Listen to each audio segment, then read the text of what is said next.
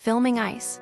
Risks, tactics, and accountability in the age of surveillance. In January 2026, two individuals in Minneapolis were killed while documenting immigration and customs enforcement ICE operations. Renee Nicole Good, a legal observer, and Alex Preddy, who was recording with his phone, both became victims of violence perpetrated by federal agents. Their deaths highlight a dangerous paradox. While video documentation is essential for holding ICE accountable, the act of recording itself has become increasingly risky. The escalation in aggressive tactics by ICE and Border Patrol has made safe observation impossible, according to Trevor Timm, co-founder of the Freedom of the Press Foundation. Despite the First Amendment protecting the right to record government actions in public spaces, federal agents are actively targeting those with cameras. The case of Alex Preddy, whose murder was captured from multiple angles due to other onlookers filming, underscores this reality. Video evidence exposed the Trump administration's immediate attempts to distort the narrative, but at a lethal cost. The escalation of surveillance and retaliation for over 2 decades, smartphones have empowered activists and citizens to document injustice. However, the U.S. now sees a growing trend of federal agents directly targeting people with cameras.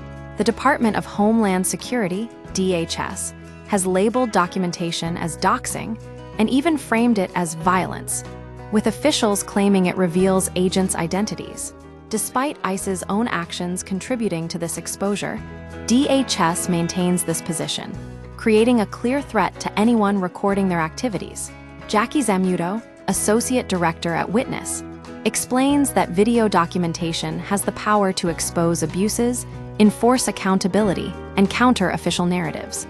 But this power comes with an escalating risk, as journalists and legal observers are increasingly targeted, even when acting within legal bounds. Practical steps for safer documentation. Given the dangers, experts suggest several measures to mitigate risk. Before filming, protecting your digital footprint, use a burner or alternative phone. This minimizes the digital trace linked to your primary device. ICE has built extensive surveillance capabilities, including purchasing online data, deploying drones, and accessing mobile phone tracking systems. Disable biometrics. Turn off Face ID and fingerprint unlocking. Officials need a warrant for PINs or passcodes, whereas biometric access is easier to compel. Minimize digital life on the device. Avoid bringing your daily phone if possible. While filming, capturing comprehensive evidence record continuously. Start filming as soon as possible and keep the camera rolling. Stopping and starting footage can be easily dismissed as manipulated. Film horizontally. Capture a wider field of view to reduce accusations of selective editing. Document context.